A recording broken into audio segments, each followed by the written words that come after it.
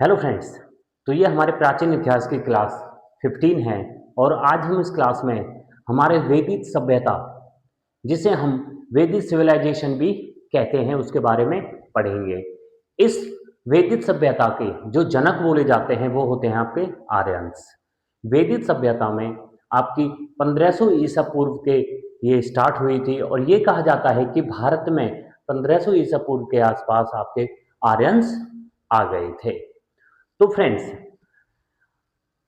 वैदिक सभ्यता, वैदिक सिविलाइजेशन के जो जनक हैं वो आपके आर्यंस होते हैं और इसी वजह से वैदिक सभ्यता को आर्य सभ्यता भी कहा जाता है। वैदिक सभ्यता को आर्यंस की वजह से आर्यन सभ्यता भी कहा जाता है, आर्यन संस्कृति भी कहा जाता है। उसके बाद भारत में आर्यंस का जो मूल स्थान माना जाता है वो है आपका सप्त सैंधव प्रदेश। मतलब जब आर्यंस आपके आए थे तो वो भारत में आपके सप्त सैंधव प्रदेश में रहे थे और सप्त सैंधव प्रदेश आपका सरस्वती व दृश्यवती, जिसे घग्गर भी कहा जाता है, घग्गर नदी उसके बीच में पड़ता है। और आर्यंस ने इस क्षेत्र को आपका ब्रह्मवर्त कहा था। आर्यंस जब भारत में आए थे तो वो आपका सप्त सैंधव प्रदेश में रहे थे और इसको आपका दो नदियों का क्षेत्र कहा जाता है, जो है आपका सरस्वती और दृश्यवती। दृश्यवती जिसे हम घग्गर नदी भी कहते हैं वो है। और आर्यंस ने इस क्षेत्र को ब्रह्मवर्त भी कहा था। उसके बाद आर्यंस जो थे उन्हें लिपि का ज्ञान नहीं था। जैसे हमने हड़प्पा काल पढ़ा था, सिंधु घाटी सभ्यता पढ़ी थी, तो सिंधु घाटी सभ्यता में आपकी नगरीय सभ्यता थी और उन लोगों को लिपि का ज्ञान था। उसके बाद आता है कि आर्यंस को लिपि का ज्ञान तो नहीं था, परंतु वे अपने ज्ञान को सुनकर, मतलब उन्हें पढ़ना नहीं आता था, वे सिर्फ सुनकर ही एक पीढ़ी से दूसरी पीढ़ी पहुंचते थे। मतलब अपने बड़ों से सुनकर वो एक पीढ़ी से दूसरी पीढ़ी अपने ज्ञान को पहुंचाते थे।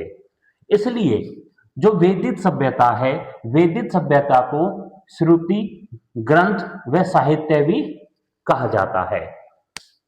उसके बाद आता है जो आर्यंस हैं।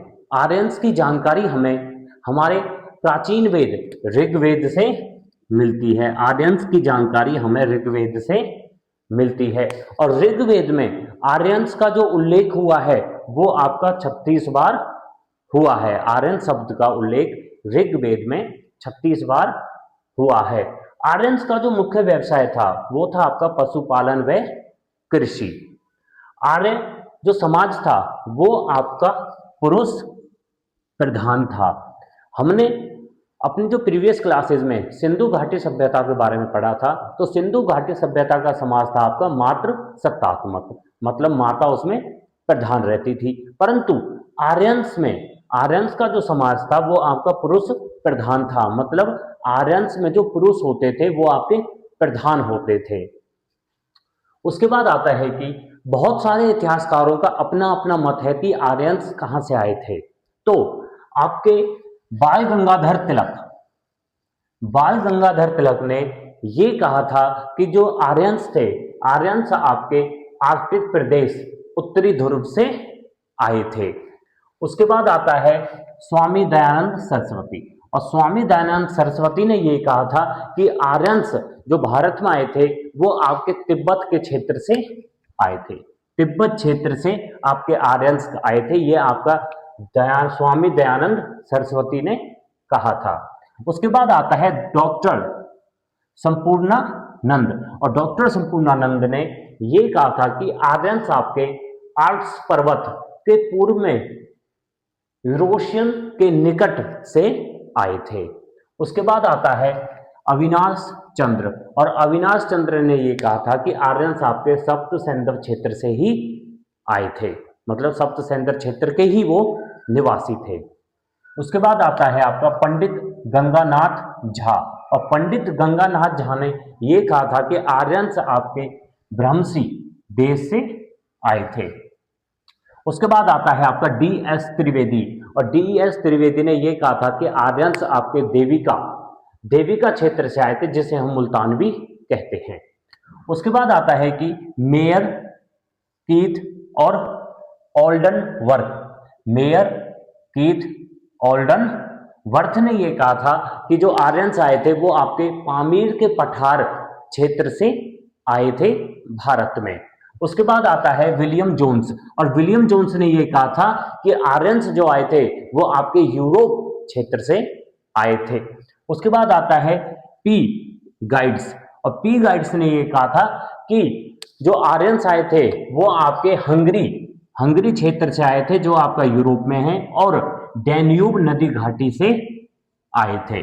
उसके बाद आता है मैक्स मूलर, और मैक्स मूलर ने यह कहा था कि आर्यंस जो आए थे वो आपके मध्य एशिया से आए थे, और मध्य एशिया में ये आपके बैक्ट्रिया क्षेत्र से आए थे। उसके बाद आता है बैंडन निस्टन ने यह कहा था कि आर्यंस आपके दक्षिणी रूस से आए थे। फिर आता है आपका नेहरिंग व गार्डन चाइल्ड, और नेहरिंग व गार्डन चाइल्ड ने भी ये कहा था कि आर्यंस जो आए थे वो दक्षिणी रूस से आए थे। उसके बाद आता है पेनका व हट ने ये कहा था कि आर्यंस आपके जर्मनी के मैदानी भाग से आए थे। उसके बाद आता है एल.डी. कल्ला, और एल.डी. कल्ला ने यह कहा था कि आर्यंस जो आए थे वो बाहर से नहीं आए थे, वो भारत में ही कश्मीर और हिमालय क्षेत्र से आए थे। उसके बाद आता है रोड्स, और रोड्स ने यह कहा था कि आर्यंस आपके भारत में मध्य एशिया से आए थे, और मध्य एशिया में ये आपके बैक्ट्रिया क्षेत्र से आए थे। जो माना जाता है कि आर्यंस कहां से आए थे वो आपके मध्य एशिया माना जाता है, जो आपके मैक्स मूलर ने कहा था। उसके बाद आता है आपका कि वैदिक सभ्यता को आपके दो भागों में विभाजित किया है। एक है आपका पूर्व वैदिक सभ्यता, जिसे हम ऋग्वैदिक काल भी कहते हैं, और दूसरा है आपका उत्तर वैदिक सभ्यता।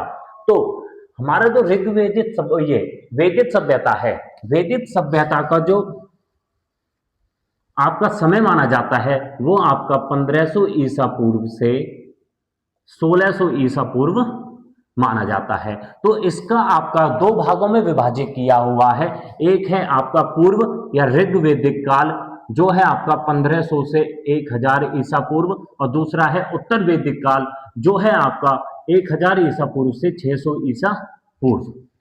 तो वैदिक सभ्यता जिसका टाइम पीरियड है आपका 1500 ईसा पूर्व से आपका 600 ईसा पूर्व, इसे दो भागों में विभाजित किया हुआ है।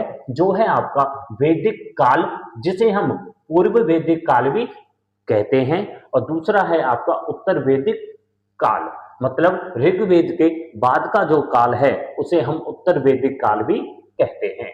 आपका जो ये पूर्व ऋग्वेदिक काल है ये आपका 1500 ईसा पूर्व से 1000 ईसा पूर्व के बीच में आपका ऋग्वैदिक काल कहा जाता है, क्योंकि ये कहा जाता है कि इसी काल में ऋग्वेद की रचना हुई थी, इसलिए इसे ऋग्वैदिक काल भी कहा जाता है। उसके बाद आता है कि आपका उत्तर वैदिक काल, और उत्तर वैदिक काल का जो काल है वो है आपका 1000 ईसा पूर्व से आपका 600 ईसा पूर्व। और ये कहा जाता है कि ऋग्वेद के बाद या ऋग्वैदिक काल के बाद जब आपका उत्तर वैदिक काल आता है, तो उत्तर वैदिक काल में आपका सामवेद, यजुर्वेद, अथर्ववेद, ब्रह्मग्रंथ, आरण्यकों व उपनिषदों की रचना हुई थी। ध्यान से देखिए, ऋग्वैदिक काल में सिर्फ आपके सबसे प्राचीन वेद ऋग्वेद की रचना हुई थी, परंतु उत्तर वैदिक काल में आपके सामवेद, यजुर्वेद, अथर्ववेद, ब्रह्मग्रंथ, आरण्यक, उपनिषदों की रचना हुई थी। उसके